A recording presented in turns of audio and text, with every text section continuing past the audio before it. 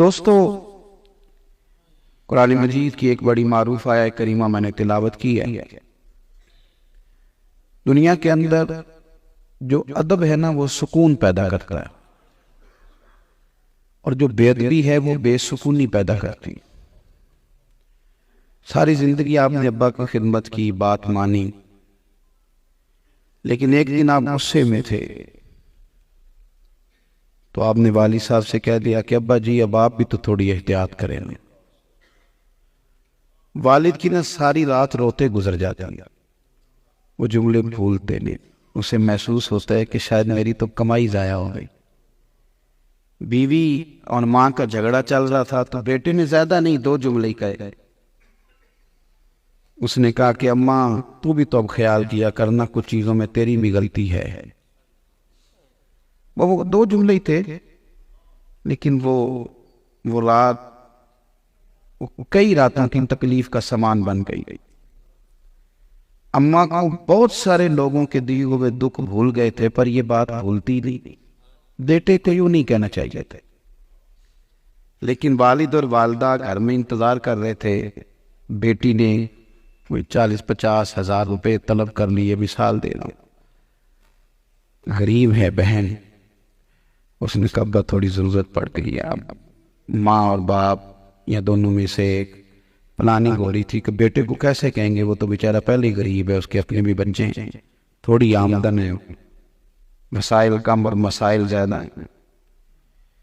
وہ سارا دن سوچتے رہے کہ کس طرح کہیں گے، ہمیں حالات کی شدت کا تو اندازہ ہے۔ شام کو بیٹا آیا تو بڑی باتوں کو، جملوں کو ترتیب دے کے کہا، بیٹے بات دل تو نہیں کرتا کہنے کو، پر تیری بہن غریب ہے، بیچاری کو تھوڑی ضرورت پڑ گئی ہے۔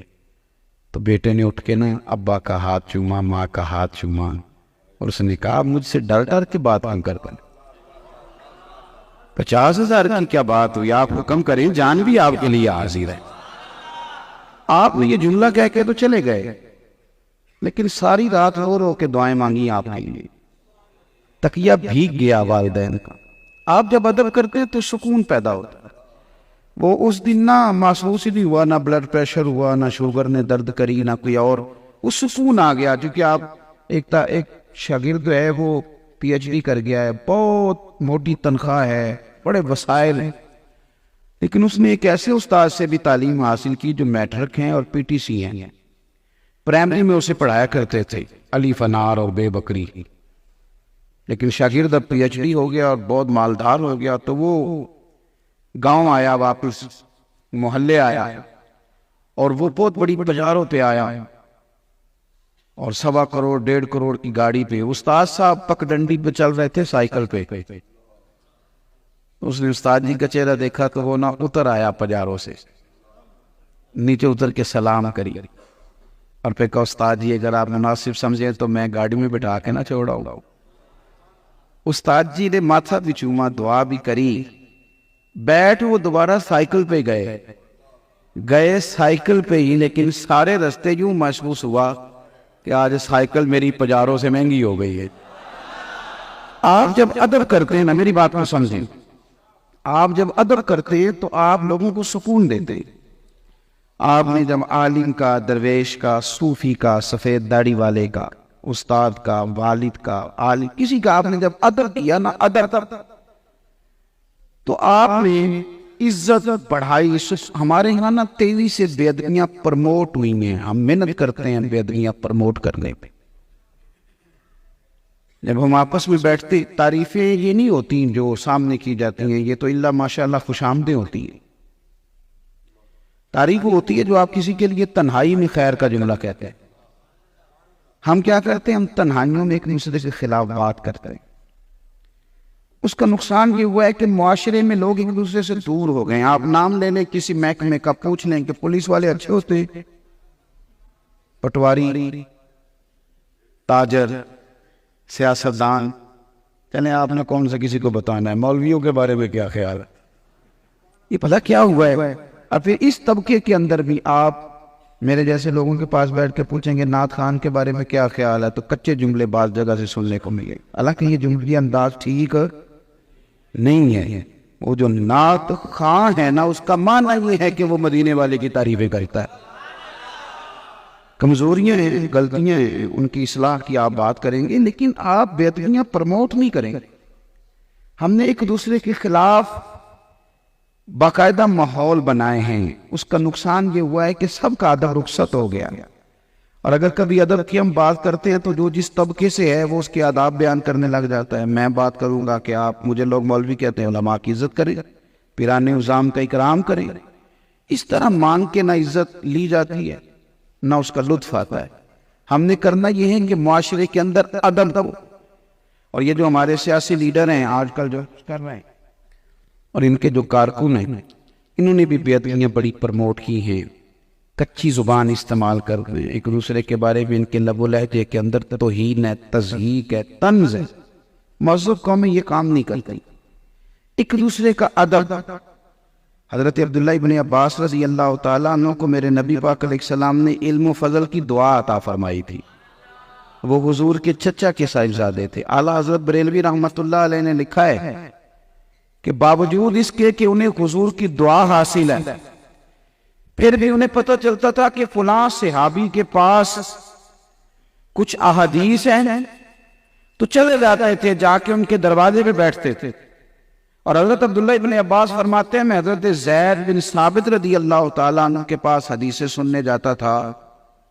نوجوانوں غور کرنا، فرماتے ہیں میں جاتا تھا پر میں نے کبھی استاد جی کے دروازے پہ دستک نہیں دی، میں دروازے پہ بیٹھا رہتا تھا۔ وہ اپنی مرضی سے جب آتے تو میں ان سے عرض کرتا حضور مناسب سمجھیں تو مجھے حضور سید عالم کی چند احادیث نہیں پڑھا دیتے؟ استاد جی گھوڑے پہ آ رہے ہیں، استاد صاحب گھوڑے پہ ہیں، ایک تو یہ کہ استاد کو ضرورت ہے تو آپ کو خدمت کر رہے ہیں، ایک یہ کہ ویسے استاد گزر رہے ہیں گھوڑے پہ۔ حضرت عبداللہ ابن عباس سامنے سے آ گئے، دوڑ کے جا کے استاد جی کے گھوڑے کی لگام تھاما، تو حضرت زید بن ثابت فرمانے لگے آپ یہ کیا کر رہے، اس کی کوئی ضرورت نہیں تھی، آپ بڑا اللہ نے آپ کو اعزاز دیا ہے، خاندان رسول میں سے ہیں۔ تو جناب عبداللہ ابن عباس فرمانے لگے، اور لوگوں کے بھی اس طرح نا معاشرے میں ادب فروغ پاتا ہے، فرمانے لگے ہمیں بتایا اور سکھایا گیا ہے کہ ہم نے علماء کی عزت کر دی۔ جب انہوں نے یہ لفظ کہے تو جناب زید بن ثابت گھوڑے سے نیچے اترے، حضرت عبداللہ ابن عباس کا ہاتھ چوم لیا، نے کہا جناب آپ یہ کیا کر رہے ہیں؟ فرمانے لگے ہمیں بھی سکھایا گیا ہے کہ خاندان رسول کا احترام کرنا۔ آپ جب ادب کرتے ہیں، آپ کا جب انداز ادب والا ہوتا ہے، جب آپ کا لب و لہجہ، آپ کسی کے بارے میں آپ جناب کہہ کے بات کریں، آپ اسے اچھے لفظوں سے یاد کریں، آپ ایک دوسرے کی ضرورت کو محسوس کریں۔ مطلب یہ کہ یہاں نعرے میرے ہی لگیں گے، فوٹو بھی میری آئے گی، لیکن یہاں مہمان خصوصی وہ بھی ہے جس نے محفل سے پہلے جھاڑو دیا ہے۔ ہاں، یہاں مہمان خصوصی وہ بھی ہے جو سامنے نہیں آیا پر اس کا بڑا دل کرتا ہے کہ آج حضرت سخی کے مہمانوں کو لنگر میں کھلاؤں۔ وہ بھی تو مہمان خصوصی ہے نا بھائی، جسے کیمرے کی آنکھ نہیں دیکھتی پر مدینے والے کی آنکھوں سے دیکھتی ہے، حضور اس کو دیکھ رہے ہیں۔ ہم نے یہ کیا ہے، یہ دیکھیں یہ اسپیکر والے صاحب اگر مائک ہی نہ چلائیں تو کام چل جائے گا، تو کیوں نہیں ایک دوسرے کی ضرورت محسوس کر ایک دوسرے کا اکرام کریں، ادب معاشرے میں فروغ پائے، ایک دوسرے کے بارے میں اچھے کلمات۔ اور مسلمان ہوتا ہی ادب والا ہے۔ ادب کا معنی ہوتا ہے کہ آپ کی ایک حد ہے، آپ اس کے اندر رہیں گے، اس سے باہر نہیں جائیں گے، پھر آپ بولتے بھی سوچ کر ہیں، چلتے بھی سوچ سمجھ کے ہیں، پھر آپ اپنے دائروں کے اندر اپنی خدمات سر انجام دیتے ہیں۔ اور ہمیں یہ حکم دیا گیا ہے کہ نبی کریم صلی اللہ تعالیٰ علیہ وسلم کا جو ادب ہے نا، میری طرف توجہ فرمائیے، حضور کا جو ادب ہے نا، غیر ارادی طور پر بھی اور مجبوراً بھی تم سے کوئی ایسا کام نہ ہو جس سے محسوس ہو کہ بے ادبی ہو رہی۔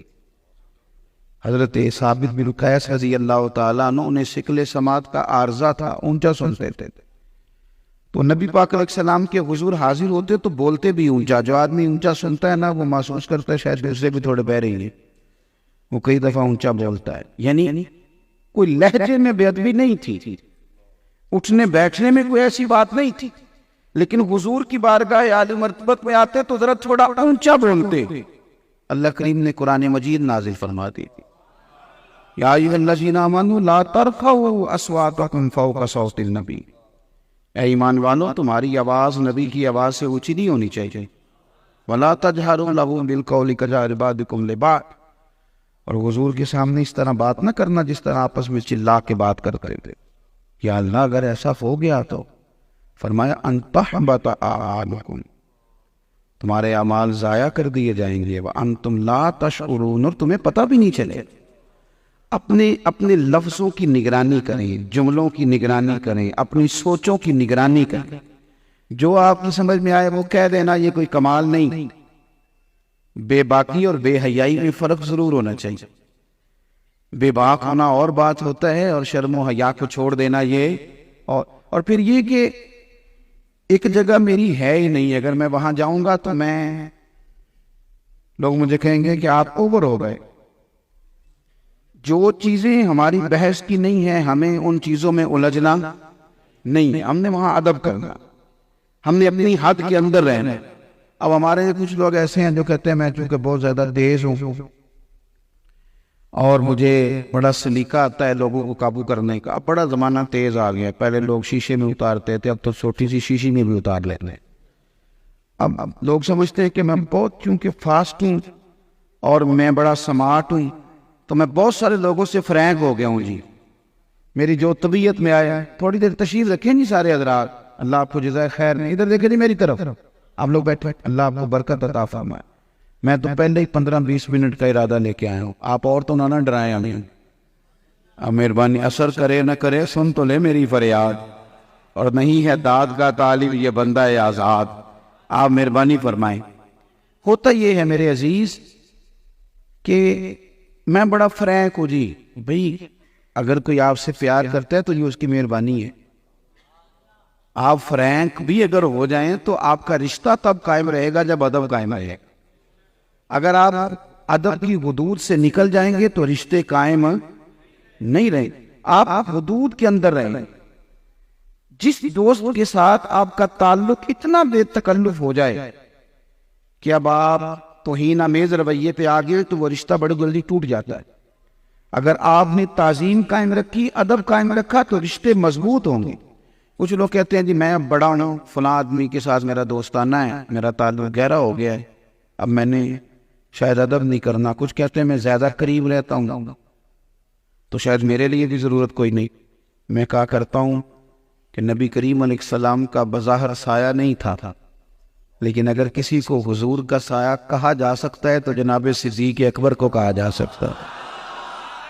وہ سائے کی طرح ساتھ رہے حضور کے، سائے کی طرح. جب آدمی کسی کے زیادہ قریب رہتا ہے تو کئی دفعہ وہ والا ماحول نہیں رہتا. اب ہر وقت ادب کیسے کیا جائے، اس کے ساتھ رہنا ہے، لیکن وہ قریب بھی سب سے زیادہ رہے. اور جس نے ادب سیکھا ہے انہوں نے بھی جناب صدیق اکبر سے سیکھا ہے. جناب صدیق اکبر سے آداب سیکھی. حضور سید عالم کی بارگاہ میں کبھی نظر اونچی نہیں کی، کبھی لب و لہجے کو زیادہ جنبش نہیں ہوئی. انداز بڑا بخاری شریف میں آپ کو ملے گا. کریم محبوب علیہ السلام ایک قبیلے کی صلح کرانے تشریف لے گئے تو فرمایا اگر میں دیر سے آیا تو جماعت کرا لینا. پتہ تھا صحابہ کو کہ جب حضور موجود نہ ہو تو جماعت جناب صدیق اکبر ہی کرائے. یہ انہیں پتہ تھا. جناب صدیق اکبر مصلی پہ کھڑے ہو گئے، نماز ہو رہی ہے، یعنی عین حالت نماز ہوئی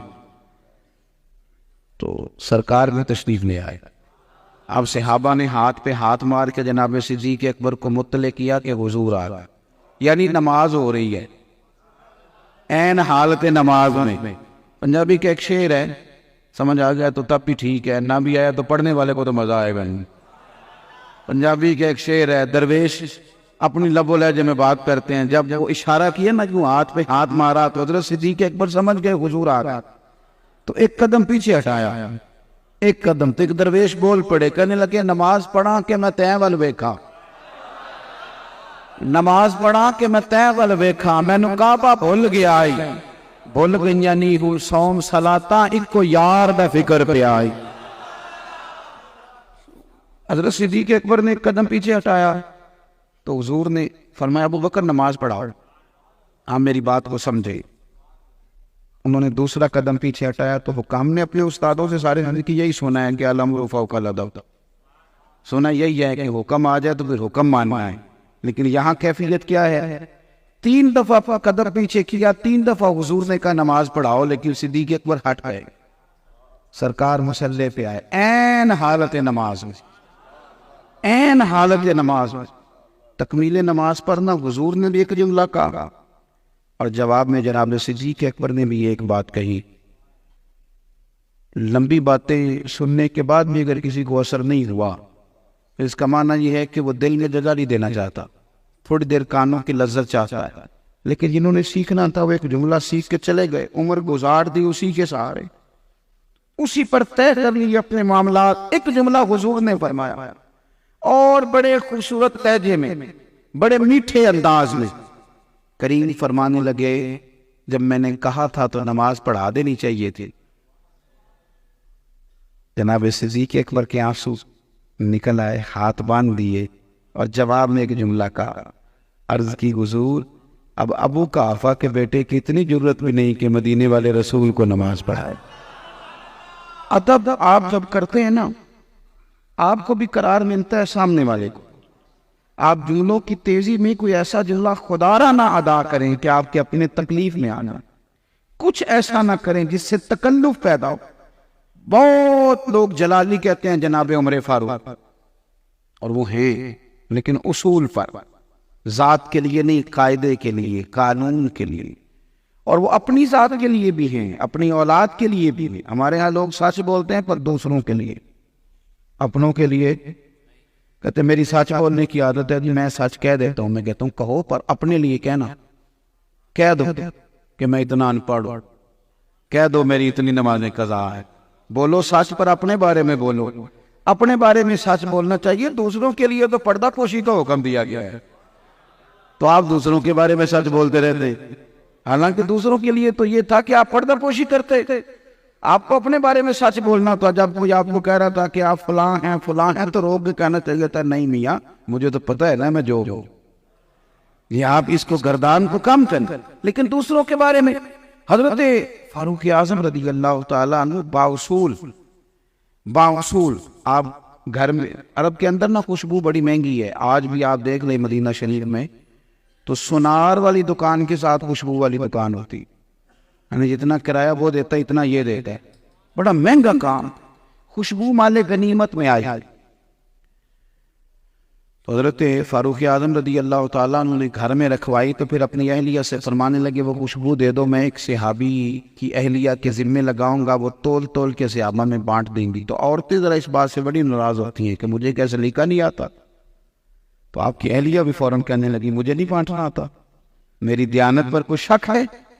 تو جناب عمر فرمانے لگے بھلی مانس اللہ تیرا بھلا کرے، مسئلہ یہ نہیں کہ تجھے بانٹنا نہیں آتا، معاملہ یہ ہے کہ دیانت کے ساتھ سب کو برابر برابر دینا ہے. جب تو بانٹے گی تو کچھ خوشبو تیرے دوپٹے کو بھی تو لگ جائے گی. تو اگر اللہ رسول نے اس کا حساب پوچھا تو وہ کیسے دینا ہے؟ اتنا اصول اپنے ہاں اپنے لیے اپنے گھر والوں ہمیشہ باصول رہے. اور وہ کہہ دیتے تھے کیونکہ نافذ کرنا ان کے ذمہ تھا تو قانون جو بنے ان کا انہوں نے نفاذ کیا. جاؤ جلال اتنا کہ شیطان رستہ بدل جائے. لیکن میرے بھائی وہ باقی جگہوں کے لیے جب بات آتی تھی نا دروازے رسول کی، ادب رسول کی، تو پھر انہوں نے اپنا لب و لہجہ نا ہمیشہ ٹھکا کے رکھا. ہمیشہ ضروری نہیں ہے کہ ہر جگہ آپ ادب کراتے پھرے، کچھ جگہ ادب کرنا سیکھ جائیں. زندگی جینے میں مزہ آئے، آپ کو کیفیات نصیب ہوں. حضرت عمر فاروق رضی اللہ تعالیٰ عنہ گلی سے گزر رہے ہیں مسجد شریف جانے کے لیے، تو ایک گھر کا پرنالہ بہہ رہا ہے. پانی آیا تو ظاہر ہے کچی چھت سے جب پانی آتا تھا تو وہ ساتھ مٹی بھی لاتا تھا. کپڑے آپ کے آلودہ ہو گئے. لوگوں سے پوچھا یہ کیا معاملہ ہے؟ کہا حضرت جی یہ حضرت عباس رضی اللہ تعالیٰ عنہ کے گائے کا پرنالہ ہے، اکثر نمازیں گزرتے ہیں تو یہ کپڑے اس کی وجہ سے آلودہ ہو جاتے ہیں. حضرت فاروق اعظم امیر المومنین پکڑا پرنالہ اور کھیڑ دیا. ان سے کہیے گا کسی اور جانب لگائے. حضرت عباس آئے، لوگوں نے کہا تو کھیڑ دیا. اور یہ بخاری شریف میں اس حدیث کی اصل آپ کو ملے گی. فرمایا وہ اکھیڑ دیا سیدنا فاروق اعظم نے. جناب عباس رضی اللہ تعالیٰ عنہ زیر لب مسکرائے، فرمانے لگے اگر عمر نے اکھیڑا تو لگائیں گے بھی عمر ہی. کہ جناب آپ سیدنا فاروق اعظم کی بات کر رہے ہیں؟ فرمایا وہی لگائیں گے. حضرت عباس مسجد میں گئے تو جناب فاروق اعظم نے وہ سارے دلائل جو پرنالہ اکھیڑنے کے پیچھے تھے، وہ ساری حکمتیں، وہ ساری بیان کر دی. کہ جناب کپڑے آلودہ ہوتے تھے، لوگوں کو تکلیف ہوتی تھی، یہ معاملات تھے، آپ کسی اور سمت لگانا چاہیے. حضرت عباس کہنے لگے آپ جو کہہ رہے ہیں وہ بھی ٹھیک ہے، اور جو آپ نے کیا یقیناً وہ بھی ٹھیک ہی ہوگا. ایک جملہ کہہ لوں؟ جناب کہہ لیجیے. فرمانے لگے جب مکان بنا رہا تھا اور چھت ڈال رہا تھا نا، تو حضور بھی تشریف لائے تھے، اور یہ جو آپ نے اکھیڑا ہے یہ حضور نے اپنے دست مبارک سے لگایا تھا.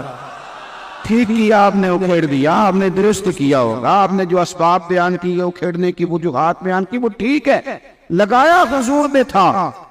وہ یار اس مسئلے کو سمجھو کہ کچھ جگہ ایسی ہونی چاہیے جہاں آپ کا رنگ کیفیات والا ہو. اب حضرت عمر چپ کر گئے. کبھی کبھی رونا بھی چاہیے. یہ بھی بڑی ساری چیزیں ہیں جن کو صاف کر جاتا. کبھی کبھی رونا چاہیے.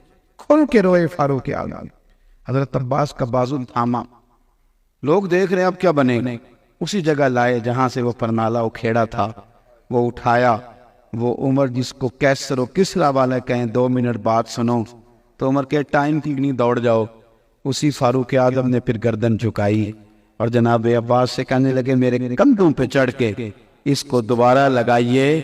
ہم لوگوں کو بتانا چاہتے ہیں کہ جب ادب رسول کی باری آئے تو پھر وجوہات نہیں دیکھی جاتی، پھر رسول کائنات کی غلامی دیکھی جائیں، پھر حضور کی غلامی دیکھی جاتی، پھر وجوہات اسباب نہیں، پھر غلامی. ہمارے بچے جب سے اپنی مرضی کا بولنے لگے ہیں اور معافی ضمیر کہنے کے لیے جب سے انہوں نے یہ شوق پیدا کیا ہے کہ جو میرے دل میں آئے گا میں کہوں گا، تب سے حالات، اور بالخصوص یہ جو ٹی ویوں پہ تبصرے رات کو ہونے لگے، یہ تو باقاعدہ پرموٹ کیا جاتا ہے کہ ایک دوسرے کی پگڑی کیسے کھول لیں، توہین کیسے کریں. وہ بات پھیلتے پھیلتے گھروں کے اندر تک آ گئی، اور بہت سارے لوگ یہ سمجھتے ہیں کہ میں نہیں کسی کو معافی دیتا. تو میاں آپ کانٹے بو رہے ہیں، آپ تکلف پیدا کر گئے. آپ کو سوچ سمجھ کے میں نے چونکہ زیادہ باتیں نہیں کرنی، بات کو سمیٹنا ہے. یہ تو ہے نا آپ نے مجموعی عمل کرنا ہے، اور جب بات آئے نا اللہ والوں کی تو پھر ویسے ہی ذرا حکم اور طرح کا ہے. جس آدمی کو آپ سالے جانے، اعلیٰ حضرت بریلوی رحمۃ اللہ علیہ کا ہے کہ آپ کی سمجھ میں آ گئی کہ بندہ نیک ہے. اب کوئی بات آپ کو بظاہر ایسی محسوس ہو رہی ہے جو وضاحت طلب ہے، اس کی کوئی اچھی تعویل کر لائے، کوئی اچھا ترجمہ کر لائے. نہ کچھ مل سکے تو ترمذی شریف میں حدیث ہے، حضور نے فرمایا اتقوا فراست المؤمن فإنه ينظر بنور اللہ، او کما قال صلی اللہ علیہ وسلم. فرمایا مومن کی فراست قلبی سے ڈرو، وہ تو اللہ کے نور سے دیکھتا ہے. تو پھر سمجھ لو کہ ان کی وہاں نظر جاری ہے جہاں میری. پھر تھوڑا سا نا آپ ہمارے ہاں نا لوگ، میں جیسے کہہ رہا ہوں کہ لوگوں نے لوگوں کو دور کر دیا ایک دوسرے کے ساتھ، دینداروں سے بھی دور کر دیا. آپ ڈرائیور کے پاس بیٹھیں گے تو گاڑی چلانے کا ڈھابر سلیقہ آئے گا، علماء کی مجالس میں جائیں گے تو دین کی سمجھ آئے گی. لیکن ہمیں دور کیا گیا. بہت ساری باتیں سنا بہت ساری باتیں. جس کے کپڑے پھٹے ہوں اس پر بھی الزام ہے کہ صحیح نہیں پہنتا، اور جو ذرا اچھے پہن لے اس کو کہتے ہیں کہ پہلے منی ٹریل تو دے، پیسے کہاں سے آئے، تو انہیں کیسے پہن لیے اتنے اچھے کپڑے، فقیروں جیسے پہننے چاہیے. انہی لب و لہجے کے اندر ہم نے وہ ساری چیزیں پیدا کرنی جو ہمیں تھوڑا سا لوگوں سے دور کریں. کیونکہ میں حضرت سخی کریم کی بارگاہ میں بیٹھا ہوں تو اب حضور غوث پاک کی بات نہ کروں. حضرت غوث اعظم رحمۃ اللہ علیہ کے بارے میں، رضی اللہ تعالیٰ عنہ کے بارے میں مولانا علی قاری علیہ رحمہ نے لکھا ہے، غوث پاک کے ایک مرید نے نا اپنے ایک دوست سے کہا کہ چل تجھے اپنے پیر صاحب کی زیارت کرا کے لاؤں گا. میں ایک اپنا درد آپ کی خدمت میں عرض کرنے لگاؤں گا. آپ اس درگاہ کے ساتھ اگر وابستہ ہیں تو آپ صرف عقیدت مند نہیں ہیں، آپ نمائندے بھی ہیں. میں جس استاد کا شاگرد ہوں میں ان کا نمائندہ بھی ہوں، میں جس شیخ کا غلام ہوں میں ان کا نمائندہ بھی ہوں. جب میں کسی بزرگ سے اپنی نسبت وابستہ کرتا ہوں تو لوگ نا پھر میری شکل میں، میری صورت میں کچھ عکس بھی دیکھنا چاہتے ہیں۔ آپ صوفیاء کے ماننے والے ہیں، آپ کا ادب، آپ کی خوبصورتی، آپ کی نفاست دوسروں سے زیادہ ہونی چاہیے۔ جس اسٹیج پہ اتر کے وہ غلیظ بات کریں گے وہاں آپ نہیں اتر سکتے، کیونکہ آپ کا منصب نہیں ہے۔ آپ وَإِذَا خَاطَبَهُمُ الْجَاهِلُونَ قَالُوا سَلَامًا، آپ کے لیے حکم یہ ہے کہ آپ نے جاہل سے بحث نہیں کرنی، بلکہ آپ نے اس کو سلوٹ کرنا ہے۔ جو حالات بڑا کچھ کہتے رہیں گے، آپ اس جگہ۔ عارف رومی رحمۃ اللہ علیہ کہتے ہیں گدھے اور گھوڑے کی بحث ہو گئی تھی۔ گدھا کہتا تھا آسمان کا رنگ کالا ہے، گھوڑا کہتا تھا نیلا ہے۔ جھگڑا لمبا ہو گیا تو کیس بادشاہ کے پاس چلا گیا، شیر کے پاس۔ گھوڑے نے کہا حضرت دیکھو، میں کہتا ہوں کہ رنگ نیلا ہے، یہ گدھا کہتا ہے کہ رنگ کالا ہے، اور 2 گھنٹے سے بحث ہو رہی ہے، فیصلہ کر دیں۔ تو بادشاہ سلامت کہنے لگے بات بھی گھوڑے کی ٹھیک ہے، اور گھوڑے کو عمر قید کی سزا بھی ہے۔ گھوڑا کہنے لگا حضرت بات بھی میری ٹھیک ہے اور عمر قید کی سزا بھی، تو فرمانے لگے سزا اس بات کی ہے کہ تو نے گدھے سے بحث شروع کر دی ہے۔ گدھے سے بھی کوئی بحث کرتا ہے؟ اتنا بے وقوف ہے، تو نے دیکھا ہی نہیں کہ اس سے بحث کر رہا ہے۔ آپ اپنا سٹیٹس دیکھیں گے۔ بہت سارے لوگ بعض اوقات الجھے ہوئے ہوتے ہیں، تو میں تو چونکہ طالب علم کی حیثیت رکھتا ہوں تو میں نے کئی دفعہ بزرگوں کو دیکھا، ایک آدھ بزرگ کو، تو میں نے ان سے یہ کہہ دیا، میں نے کہا حضرت جس آدمی سے آپ بات کر رہے ہیں آپ کا سٹیٹس نہیں ہے، آپ اس سے بات کریں گے، یہ لیول نہیں ہے، اب یہ ہمارے بزرگوں سے بات کرے گا۔ تو ایک تو آپ نے کسی بے ادب کی سطح پر اتر کر اس کے ساتھ سلام نہیں کرنا، بنتا نہیں ہے ہمارا۔ ہم اپنے بزرگوں کے نمائندے ہیں، ہمیں ہمارے بزرگوں نے ادب کے اندر ڈال کے ساری چیزیں عطا کی۔ تو بات کیونکہ سمیٹنی ہے، بس ختم کرنے لگا ہوں۔ حضرت ملا علی قاری کہتے ہیں وہ ایک حضور غوث پاک کا فقیر تھا، غلام تھا۔ اس نے کہا ایک شخص سے آؤ میرے پیر صاحب سے ملنے چلے۔ پہلے تو آتا نہیں تھا، پھر آیا تو حضور غوث اعظم کے استقبل میں 50 گھوڑے بندھے ہوئے دیکھے۔ تو کہنے لگا تیرے پیر صاحب کا ایک سے گزارا نہیں ہوتا تھا، سواری کرنی ہے تو 50 کیوں رکھیں؟ اب اس بیچارے کے پاس جواب کوئی نہیں تھا، لاجواب ہو گیا۔ اب یہ ہر روز ملتا تو کہتا پھر پتہ کیا 50 گھوڑے کیوں رکھے ہوئے ہیں، وہ بھی عربی نسل کے، اتنے مہنگے؟ ہر روز پوچھتا۔ یہ بڑا پریشان تھا۔ اعتراض کرنے والا ایک دن بیمار ہو گیا، اس قدر زیادہ تکلیف اٹھی کہ بغداد کے سب سے بڑے طبیب کے پاس جانا پڑا۔ اس نے کہا تیرا علاج صرف عربی نسل کے گھوڑے سے ہوگا، اسے ذبح کریں گے، جگر نکالیں گے، اس کی دوا بنا کے تجھے کھلائیں گے، اور 50 گھوڑے ذبح کرنے پڑیں گے۔ بندوبست ہے تو بچ جائے گا، ورنہ پھر تیاری کر لیں۔ اب مرتا کیا نہ کرتا، رویا۔ اس سے کہنے لگا ایک دفعہ حضور غوث پاک کے پاس لے چلا، رب کریم کے بندے رب کریم کے نمائندے ہیں، ہم خالی ولی نہیں کہتے، ذرا سوچ کے بات کرنا، ہم ولی اللہ کہتے۔ ہاں ہم خالی اولیاء نہیں کہتے، اولیاء۔ آپ بات کو سمجھو۔ او خدا کے بندو، جو میرا دوست ہے میں اس کا بڑا خیال کرتا ہوں، تو جو رب کریم کا دوست ہے، اللہ اپنے بندوں کی بڑی شرم فرماتا ہے، بڑا کرم، احتیاط سے بولیں۔ جس کا دل کرتا ہے وہ داتا صاحب کے بارے میں بات کر جاتا ہے، جس کا جی چاہتا ہے۔ اور مجھے کرنے والے پر اتنا اعتراض نہیں جتنا سننے والوں پہ شکوہ ہے۔ آپ ایسے لوگوں کی بات سنیں گے جو رب کریم کے بندوں کے بارے میں یہ لب و لہجہ اختیار کریں، سمجھیں۔ حضرت غوث اعظم کے مرید سے کہنے لگا ایک دفعہ لے چل، میں ان سے جا کے کہوں گا میری بیٹیاں چھوٹی ہیں، میں ان سے کہوں گا میرے ماں باپ بوڑھے ہیں، میں منت کروں گا وہ مجھے گھوڑے دے دیں، میں بچ جاؤں گا، چلو لے چلو۔ روتا ہے، تڑپ، سارے رستے منصوبہ بندی کرتا گیا۔ ان کی خدمت میں عرض کروں گا حضور نظر کرم ہو جائے، مل جائیں گھوڑے تو میں بچ جاؤں گا۔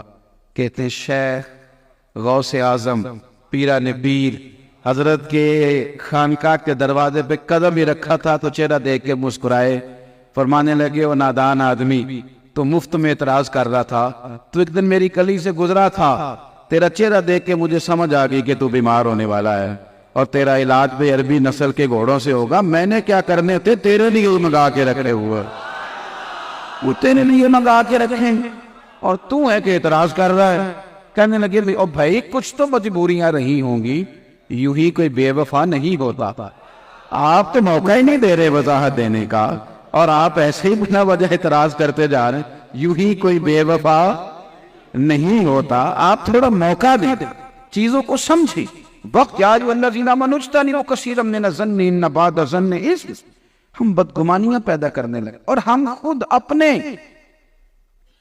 حضور غوث پاک فرمانے لگے میرے ہی غلام انہیں چارہ ڈال دیا کریں گے, تو ہر روز آیا کر ایک گھوڑا لے جایا کر, رب تجھے شفا دے. کہنے لگا حضور مرید کر لے. فرمایا نہیں بھائی, جو اتنی آزمائش کرے اسے تھوڑا مرید کیا جاتا ہے, تو جا. اور دیکھو میرے عزیز, ہم نے اپنوں سے وضاحتیں لینی شروع کر دیں. اچھا نہیں لگتا جب آپ اپنوں کو کٹہروں میں کھڑا کرتے ہو تو تکلیف ہوتی, یہ ٹھیک نہیں ہے. وہ شریکہ ایسا کرے تو چلو بنتا ہے, کوئی غیر بات کرے تو وہ بات درست ہے.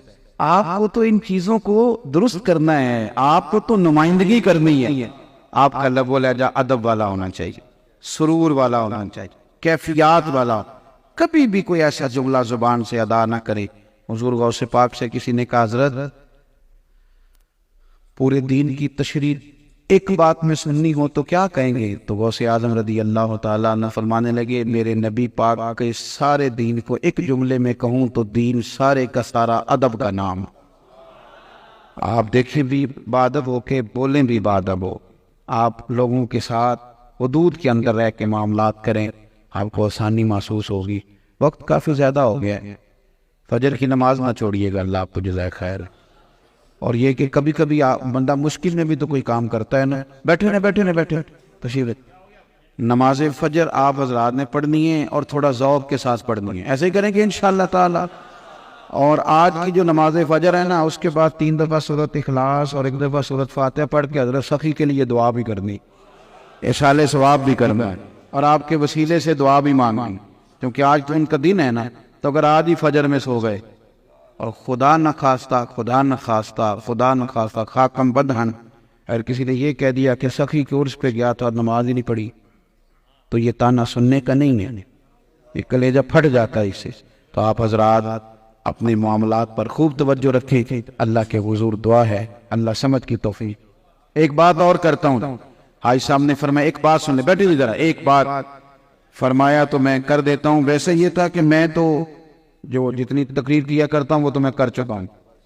اللہ تعالیٰ آپ کو جزائے خیر عطا فرمائے. جب موضوع پہ بات کی جائے تو وہ اتنی بہت کافی ہوتی. ایک بات اور آپ کی خدمت میں عرض کرنی ہے اسی تعلق سے. حضور غوث پاک فجر کی نماز کے بعد فقہ کا درس دیتے تھے, اور پھر مدرسے میں باقاعدہ بچوں کو کتابیں پڑھاتے تھے جس کا آج نام درس نظامی ہے. اس دور میں جس نام سے بھی دین پڑھایا جاتا تھا. اور پھر ظہر کی نماز کے بعد تفسیر کا درس دیتے تھے, عصر کے بعد حدیث پاک پڑھاتے تھے, اور ہفتے میں 3 دفعہ جلسہ کر کے لوگوں کو رسول اللہ کا دین بتایا کرتے تھے. میری طرف غور فرمائیں آپ. ایک دن ناظم ہمارے مدارس اسلامیہ میں ناظم تعلیمات ہوتے تھے, کالج اور یونیورسٹی کے اندر پیریڈ تقسیم ہوتے ہیں اور یہاں اسباق تقسیم ہوتے ہیں. مدارس کی زبان میں کہتے ہیں کہ آپ کون سا سبق لیں گے, مانا کہ آپ حدیث پاک پڑھائیں گے, تفسیر پڑھائیں گے, فقہ پڑھائیں گے. ناظم تعلیمات نے حضور غوث اعظم رضی اللہ تعالیٰ عنہ کی خدمت میں عرض کی حضور آپ کو کون سی کتاب دینی ہے؟ تو غوث اعظم رضی اللہ تعالیٰ عنہ فرمانے لگے مجھے کتاب نہیں دینی, اس طرح کرو لائق بچے تم رکھ لو اور نالائق سارے مجھے دے دے, میں نالائقوں کو پڑھاؤں گا. ایک نالائق بچے کو غوث پاک سبق یاد کرا رہے, بار بار یاد کرا رہے تھے, اسے یاد نہیں ہوتا تھا. استاد صاحب کہنے لگے حضور یہ کند ذہن ہے, بس ایک بات کرنی تھی, نصیحت تھی, اشارہ بھی ہوگا, تو میں نے کہا وہ بھی کر جاؤں. حضور یہ کند ذہن ہے, اللہ کرے آپ کو سمجھ آئے میری بات. حضور یہ کند ذہن ہے, کچھ کہنا چاہتا ہوں. حضور آپ چھوڑ دیں, اسے سبق نہیں یاد ہوگا. تو حضور غوث پاک رضی اللہ تعالیٰ عنہ کہنے لگے میرا دل کر رہا ہے اس سے پیار کرنے, پتہ نہیں کتنے دن ہے, کر لینے دو پیار. استاد کہتے سمجھ نہیں آئی, یہ پتہ نہیں کتنے دن ہے, سمجھ نہیں آئی. لیکن چند دن گزرے تھے کہ اس بچے کا انتقال ہی ہو گیا. یہ جو ہمارے آستانے ہیں نا, غریب بھی انہی آستانوں پہ آتے ہیں. یہ جو بندہ اب نارمل ہوتا ہے, ملنگ ہوتا ہے, اسے تو نہیں پتا ہوتا میں نے جانا کدھر ہے, اس کے دل میں کون بات ڈالتا ہے کہ جا کے کسی مزار پہ بیٹھ جائے. یار سمجھو نا میں کیا عرض کر رہا ہوں، آپ میری بات کو سمجھو. آپ تنگ ہو رہے ہیں، یہ کدھر آ گیا، فلانا کدھر آ گیا، فلاں کدھر پہنچ گیا. آپ بات کو سمجھیں. ان کمزوروں نے یہی آنا ہے، اس لیے کہ یہی تو وہ جگہ ہے. ان رحمت اللہ قریب من المحسنین، یہاں رحمت ہے، یہاں آ جاتا. اور لوگ نہیں لنگر، امیر آدمی کو کیا ضرورت ہے وہ لنگر کھائے گا، یہ غربا آپ ہیں. میری گزارش رہتی ہے ان لوگوں سے جو نمائندے ہے کسی جگہ کے، ان کا لب و لہجہ بہت ہی بڑا ہونا چاہیے، حوصلہ بہت بڑا ہونا چاہیے، آپ کا ظرف وسیع ہونا چاہیے. آپ یہ جو تھوڑے کمزور ہیں، کچھ میری طرح کے نالائق ہیں، ان کو بھی سنبھالنے کا آپ کو ڈھابہ آنا چاہیے. ان کے لیے بھی آپ کے دل میں، سینے میں گنجائش ہونی چاہیے. آپ کا ذہن ہونا چاہیے کہ یہ میرے نہیں، یہ تو اس اللہ والے کے مہمان ہے جس کی ڈیوٹی میں کر رہا ہوں. تو آپ دل بڑا کریں گے اور ایک دوسرے کے لیے کریں گے، ذوق بنائیں. کہنا نہ پڑے کہ جگہ کشادہ کریں، فلاں صاحب آگے، دل کشادہ کریں. اللہ تعالیٰ توفیق عمل عطا فرمائے. آخر دعوایا ان الحمدللہ.